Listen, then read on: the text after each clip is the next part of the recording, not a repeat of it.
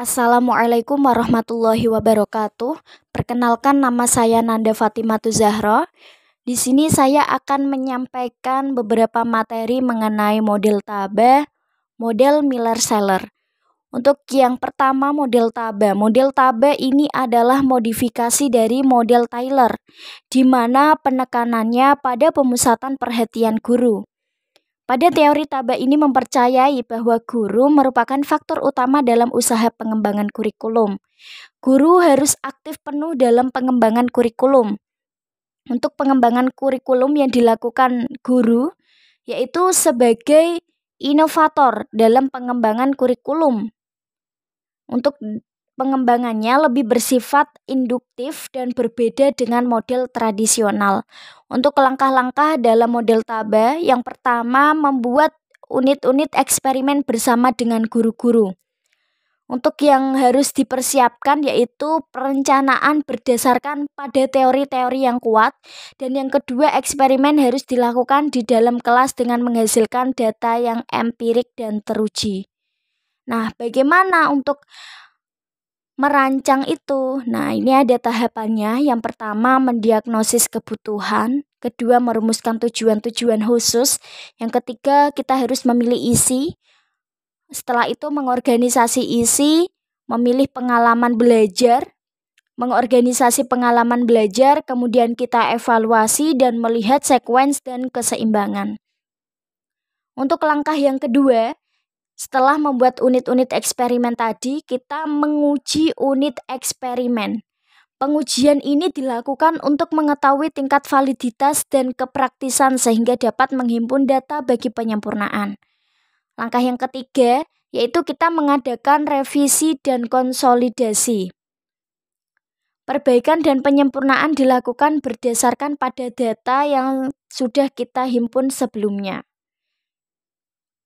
Langkah ini kita lakukan secara bersama-sama dengan koordinator kurikulum maupun ahli kurikulum. Produk dari langkah ini adalah berupa teaching learning unit yang telah teruji di lapangan. Setelah kita mengadakan revisi dan konsolidasi, maka langkah selanjutnya yaitu pengembangan keseluruhan kerangka kurikulum. Dalam hal ini kita harus bisa menjawab langkah-langkah. Yang pertama, apakah lingkup isi telah memadai? Yang kedua, apakah isi yang kita buat telah tersusun secara logis? Yang ketiga, apakah pembelajaran telah memberikan peluang terhadap pengembangan intelektual, keterampilan, dan sikap? Dan yang keempat, apakah konsep dasar sudah terakomodasi? Dan yang terakhir yaitu kita melakukan implementasi dan diseminasi. Dalam langkah ini kita lakukan penerapan dan penyebarluasan program ke daerah dan sekolah-sekolah, dan dilakukan pendataan tentang apa sih kesulitan serta permasalahan yang dihadapi para guru di lapangan. Baik, untuk contoh penerapan kurikulum model Taba ini sendiri yaitu para guru harus bisa mendiagnosis kebutuhan siswa seperti apa buku pegangan yang harus siswa pelajari atau yang harus siswa punya. Misalkan pada pembelajaran bahasa Indonesia, apakah siswa harus mempunyai buku paket A, paket B, dan lain sebagainya. Guru harus mendukung untuk pembelajaran siswa. Untuk yang selanjutnya yaitu ada model Miller-Seller. Pada pengembangan kurikulum ini, pada model Miller-Seller, ada beberapa komponen, yaitu yang pertama, klarifikasi orientasi kurikulum. Untuk langkah yang pertama ini dianggap penting karena menguji dan mengklarifikasi orientasi pandangan filosofis dan sosialnya. Untuk klarifikasi orientasi kurikulum berdasarkan pada transmisi, transaksi, dan transformasi. Untuk komponen yang kedua yaitu pengembangan tujuan. Setelah kita melakukan klarifikasi orientasi kurikulum, maka kita harus mengembangkan tujuan-tujuan umum dan mengembangkan tujuan khusus berdasarkan orientasi kurikulum yang telah kita buat sebelumnya. Untuk yang ketiga yaitu identifikasi model mengajar. Setelah kita tahu tujuan yang akan kita kembangkan, maka pada tahap ini pelaksana kurikulum harus mengidentifikasi strategi mengajar apa yang akan digunakan yang telah disesuaikan dengan tujuan dan orientasi kurikulum yang sebelumnya. Setelah itu, yaitu komponen pada langkah implementasi. Langkah ini merupakan penerapan kurikulum berdasarkan pada langkah-langkah sebelumnya. Sebaiknya implementasi ini harus dilaksanakan berdasarkan komponen-komponen program studi, identifikasi sumber, serta peranan, pengembangan profesional, penetapan waktu, komunikasi, dan sistem monitoring. Untuk langkah implementasi ini merupakan langkah akhir dalam pengembangan kurikulum. Begitu untuk contoh penerapan kurikulum model Miller-Celler ini adalah untuk pembelajarannya harus sesuai kebutuhan siswa dan guru harus bisa memahami model mengajar yang seperti apa.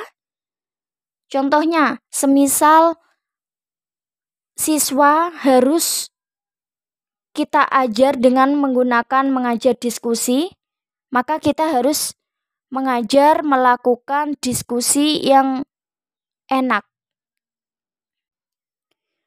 Untuk contoh model Miller-Celler ini sendiri, yaitu pada pembelajaran kita harus menyesuaikan kebutuhan siswa. Nah, sebagai guru kita harus memahami model apa yang akan kita sajikan kepada siswa dalam pembelajaran. Misalnya, siswa diperkenankan untuk aktif, maka kita harus melakukan diskusi dan tanya jawab pada pembelajaran tersebut. Untuk materi selanjutnya yaitu mengenai sintesis model-model pengembangan kurikulum. Sebelumnya kita sudah belajar mengenai model pengembangan kurikulum. Nah, kita bisa menarik beberapa hal mendasar dari model pengembangan kurikulum tersebut, yaitu yang pertama, bahwa esensi dari pengembangan kurikulum itu adalah langkah sistematis dalam pengambilan keputusan tentang komponen-komponen kurikulum yang terjalin sedemikian rupa. Untuk yang kedua, kita tahu bahwa dalam pengembangan kurikulum setidaknya ada dua pendekatan yang bisa kita gunakan, yaitu yang pertama ada pendekatan administratif, di mana inisiatif dan pelaksanaan pengembangan kurikulum dilakukan oleh para pejabat pendidikan. Yang kedua yaitu pendekatan grassroots, yaitu inisiatif dan pelaksanaan pengembangan kurikulum dilakukan oleh para pelaksana kurikulum di lapangan. Dan yang ketiga, hal mendasarnya yaitu dalam tataran praktek mungkin suatu model diterapkan secara tegas sebagaimana yang ada dalam model tersebut. Baik, untuk selanjutnya yaitu mengenai model-model organisasi kurikulum. Apa itu organisasi kurikulum? Yaitu pola atau desain bahan kurikulum yang tujuannya untuk mempermudah siswa dalam mempelajari bahan pelajaran serta mempermudah siswa dalam melakukan kegiatan belajar sehingga tujuan pembelajaran dapat dicapai secara efektif. Nah, apa faktor yang harus dipertimbangkan dalam organisasi kurikulum? Yaitu antara lain ada ruang lingkup. Untuk ruang lingkup ini sendiri yaitu organisasi kurikulum berdasarkan mata pelajaran lingkup materi pelajarannya cenderung menyajikan bahan pelajaran yang bersumber dari kebudayaan dan informasi atau pengetahuan hasil temuan masa lalu. Sedangkan nomor 2 yaitu urutan bahan.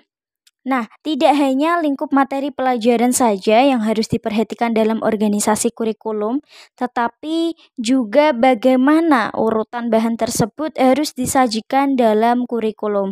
Untuk yang ketiga yaitu kontinuitas kurikulum.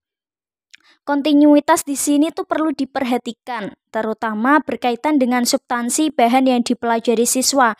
Jangan sampai terjadi ada pengulangan ataupun loncat-loncat yang tidak jelas tingkat kesukarannya.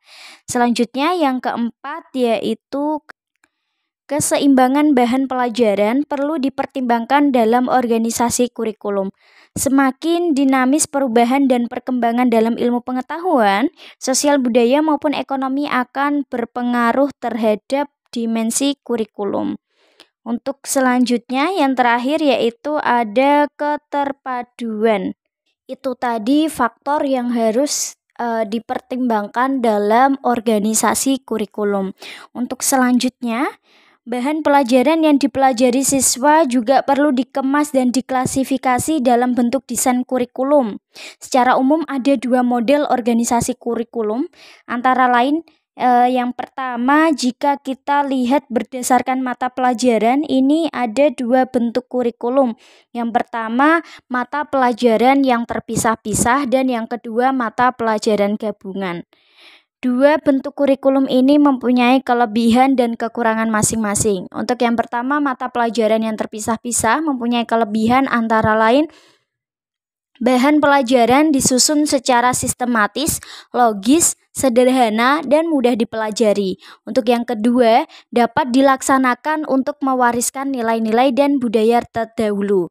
Untuk yang ketiga, kurikulum ini mudah diubah dan dikembangkan. Yang terakhir yaitu bentuk kurikulum ini mudah dipola. Yang terakhir yakni bentuk kurikulum ini mudah dipola, dibentuk, dan didesain. Juga mempunyai kekurangan, antara lain yang pertama, bahan pelajaran diberikan atau dipelajari secara terpisah-pisah. Bahan pelajaran tidak bersifat aktual dan proses belajar lebih mengutamakan aktivitas guru daripada siswa. Bahan pelajaran tidak berdasarkan pada aspek permasalahan sosial. Juga bahan pelajaran merupakan informasi atau pengetahuan dari masa lalu. Dan kekurangan yang lain yaitu proses dan bahan pelajaran sangat kurang memperhatikan bakat, minat, dan kebutuhan siswa. Untuk bentuk kurikulum yang kedua yakni mata pelajaran gabungan juga memiliki kelebihan dan kekurangan. Untuk kelebihannya, bahan bersifat korelasi walau sebatas beberapa mata pelajaran, terus memberikan wawasan yang lebih luas dalam lingkup satu bidang studi dan juga menambah minat siswa berdasarkan korelasi mata pelajaran yang sejenis. Untuk kekurangannya, yaitu bahan pelajaran yang diberikan kurang sistematis serta kurang begitu mendalam. Yang kedua, kurikulum ini kurang menggunakan bahan pelajaran yang aktual. Yang ketiga, kurikulum ini kurang memperhatikan bakat, minat, dan kebutuhan siswa. Dan yang terakhir, apabila prinsip penggabungan belum dipahami, kemungkinan bahan pelajaran yang disampaikan akan kurang memahamkan. Selanjutnya yaitu dalam bentuk organisasi kurikulum terpadu. Dalam bentuk kurikulum ini meliputi ada kurikulum inti, social function, dan persistent situation. Dan yang ketiga yaitu experience atau activity kurikulum.